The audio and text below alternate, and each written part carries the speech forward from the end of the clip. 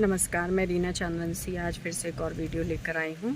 आज बहुत दिन बाद एक और वीडियो आया है, तो इसमें मैं बताना चाहूँगी कि आज के वीडियो में क्या टॉपिक चुनूँ। कुछ भी टॉपिक चुन सकती हूँ मैं, क्योंकि अब क्या है कि वही गिरधारी, वही उसकी दो बीबी नहीं, उसकी दो रखी हुई औरत, वही टॉपिक से तो अब सच बताऊँ मैं भी बोर हो चुकी हूँ।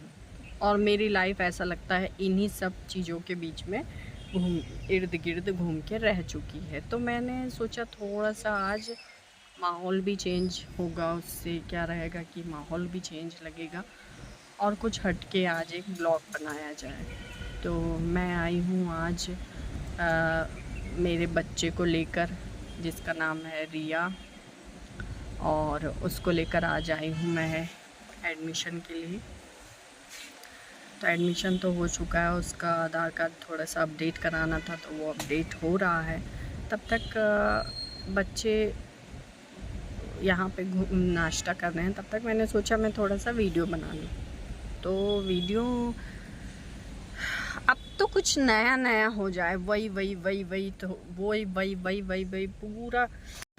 तो क्या है कि वही पुरानी चीज़ें, वही सब कुछ, वही कुछ ज़िंदगी में कुछ नई शुरुआत किया जाए। नई शुरुआत ऐसी कि हाँ, मैं कार ड्राइविंग सीख चुकी हूँ, मुझे ड्राइविंग आने लगी है और यही है मेरी ज़िंदगी का सेकंड पड़ाव जिस पर मैंने कदम रखा है। यहाँ से मेरी लाइफ की जर्नी अब न्यू शुरू होती है। मैं कार ड्राइविंग सीख चुकी हूँ, अब मैं धीरे धीरे अपने सारे काम खुद कर लूँगी। अभी तक क्या होता था कि स्कूटी में बहुत ज़्यादा एल्बो पेन होता था। कार में मैंने ड्राइव करके देखा तो थोड़ा कम एल्बो पेन हो रहा है और बॉडी भी मतलब कंफर्टेबल है बैठ के। अब स्कूटी में ज़्यादा रन हो नहीं पाता, बहुत लंबा रहता है। मतलब छिंदवाड़ा से 50 किलोमीटर अबाउट मुझे जाना आना पड़ता है। तो 50 किलोमीटर आना, 50 किलोमीटर जाना, तो वो थोड़ा सा लंबा पड़ जाता है। तो मैंने सोचा अब कार खुद से ड्राइव करके आना जाना चाहिए, जिससे क्या होगा कि मेरा टाइम भी बचेगा। मुझे धूप, एक तो मुझे एलर्जी इतनी रहती है, सर्दी गर्मी धूप छाँव, मतलब मौसम ज़रा सा भी चेंज हुआ या मौसम में थोड़ा सा भी ऐसा कुछ हुआ तो मुझे जल्दी से ये सब होने लगता है। धूप गर्मी, एटमॉस्फेयर चेंज होने से मेरी बॉडी में भी चेंजेस आने लगते हैं। तो ज़्यादातर मुझे इन सब चीज़ों से बचना है और ये अच्छा भी है। तो मैंने सोचा आपको सरप्राइज़ दूंगी कार ड्राइव करके, पर पहले एक इंट्रो तो दे दिया जाए। और रही बात मेरे हस्बैंड गिरधारी की, तो वो उसका मामला और मेरा मामला तो चल रहा है और चलते रहेगा। अब आप लोग मुझे कमेंट्स करके बताना, क्या मुझे उस घटिया आदमी की जब मैंने सारी सच्चाइयाँ सबके सामने ला दी हूँ, तो जो मेरे हितैषी है या जो मेरे वीडियोस देखते हैं, मुझे थोड़ा कुछ कभी कभी समझ में नहीं आता था कि आगे मैं क्या करूं। तो आप लोग भी मुझे कमेंट्स कर सकते हैं और मुझे सजेस्ट कर सकते हैं कि अब मुझे आगे क्या करना चाहिए। ये आदमी ने तो 2 औरत ला लिया और मैंने जग में पूरी मतलब जाहिर कर चुकी हूँ, इसके सारे एविडेंस दे चुकी हूँ और सबको खबर हो चुकी, सबको जानकारी हो ही गई है, मतलब समाज में हर जगह। तो आप लोग मुझे ये बताइए, क्या मुझे अभी भी इसी आदमी के साथ रहना चाहिए, आगे लाइफ कंटिन्यू करना चाहिए, या फिर इसको यहीं से छोड़ देना चाहिए और अपनी लाइफ एक अलग शुरू करना चाहिए। अलग शुरू करना इन द सेंस कि अब मैं अपने लिए जीऊँगी। बहुत मैंने औरों के लिए जी लिया, बहुत मेरी लाइफ मैंने बर्बाद कर चुकी हूँ दूसरों के पीछे। दूसरों को सुधारने में मेरे हस्बैंड को मैंने पूरा ए टू जेड जो सुधारा था, उसके पीछे तो मैंने जो लाइफ बर्बाद की है अपनी, वो तो मुझे समझ में ही आता है कि ऐसे गंवारों को कभी भी जैसे है वो वैसे ही रहने दो। वो गंवार उसी लायक होते हैं, उनको लाइफ में कभी चेंजेस लाने नहीं चाहिए। क्या होता है कि हमारी बिल्ली हमेशा म्याऊं करती है, तो मैंने उसको सिखाया पढ़ाया सब कुछ किया और वो जाके जब थोड़ा सा अप टू डेट हो गया तो गमछे डालने से, वो गमछा छाप था पहले, रफ़ लैंग्वेज में बोलूँ तो वो गमछा छाप से जब थोड़ा सा वेल मेंटेन हुआ, अप टू डेट हुआ, तो वो दूसरी औरतों के चक्कर में फंस गया, दूसरी औरतें फंसा लिया। जब अंडरग्राउंड जाता था तब वो मेरे साथ था, जब वो सरफेस में आ गया मतलब मेरी मेहनत है पूरी उसके पीछे। जब वो सरफेस में आ गया उसके बाद में उनने दूसरी औरतें पटा ली है तो मेरे हाथ पे क्या लगा, ज़ीरो।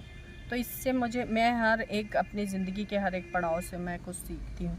तो मैंने सिर्फ यही सीखा कि किसी के लिए नहीं जीना है, अब सिर्फ अपने लिए जीना है। आप भी मुझे जो कोई भी मेरे वीडियोस देखेंगे प्लीज़ कमेंट्स करके बताइएगा, मुझे सजेस्ट करिएगा कि अब मैं आगे की लाइफ कैसी जीऊँ। मतलब सिंगल जीना है मुझे, अब किसी पे आश्रित नहीं रहना है और किसी के भरोसे नहीं रहना है। और single life is the best life है वो। आपको किसी की नहीं सुननी, आपको अब क्या ही सुनेंगे। अब लाइफ तो इस पड़ाव पे आ चुकी है कि अब क्या सुनेंगे, लोगों के हिसाब से कैसे जिएंगे। और चार लोग जो कहेंगे वो तो मैं माइंड करती नहीं, उन लोगों का तो काम ही है कहना और कहते ही रहे। एक कौन रिश्तेदार और एक चार लोग। मैं तो कहती हूँ तुम कहो और कहते ही रहो। तुमसे मुझे तुमसे भी कुछ सीखने को मिल रहा है कि लाइफ को मैं कैसे अपनी अप टू डेट करूँ और कैसे जीऊँ। तुम लोग बोलते रहोगे ना तो मुझे और मोटिवेशन मिलेगा। तुम लोग बोलते रहो और मुझे मोटिवेट करते रहो। और रही बात मेरे आदमी की, तो उससे तो मुझे ज़िंदगी का इतना बड़ा सबक मिला है कि मैं ये ज़िंदगी तो नहीं भूल सकती। इतना बड़ा सबक दिया है उस आदमी ने मुझे। तो ठीक है, और वो 2 घटिया औरतों ने, तो उससे मेरी लाइफ कुछ नहीं बिगड़ी, मेरी लाइफ इवन और अच्छी हो गई है। जब किसी को चोट पहुंचती है तो उससे हमें सीखना चाहिए, ना कि उसके दर्द को लेके, गम को लेके बैठ के अपनी लाइफ ख़राब करे, ज़िंदगी ख़राब करे। और क्या रहता है कि जो हमारी फैमिली रहती है, हमारी फैमिली क्या करती है कि जब हम दुख में रहते हैं, गम में रहते हैं, तो हमारी फैमिली भी हमको देख के और सैड हो जाती है कि अरे, और एक तरीके से हम बोझ जैसे लगने लगते हैं। ये मेरी तो नहीं, बाकी बहनों की कहानी है। तो तुम खुद में चेंजेस लाओ ना, खुद में चेंजेस लाओ, खुद को, अपने आप को पहले प्यार करो और अपने आप में चेंजेस लाओ। डेली आपके अंदर कुछ ना कुछ चेंज होना चाहिए। तो आपकी फैमिली भी देखेगी कि अरे ये तो किसी पे डिपेंड ही नहीं है, खुद से मतलब सब कुछ कर सकती है।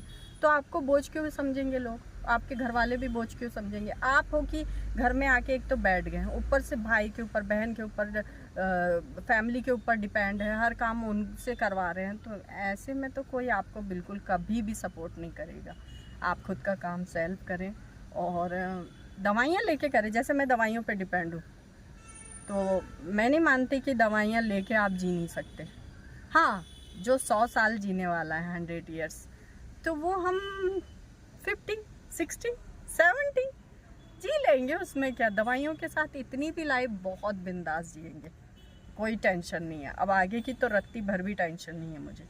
जो होगा उस परमपिता परमात्मा के हाथ में है। जिन्होंने मुझे ऐसे घटिया रिश्ते से अलग किया है वो आगे भी खुद देखेंगे। ठीक है, आज का ब्लॉग यहीं तक। Thank you so much. Comments करिएगा प्लीज़।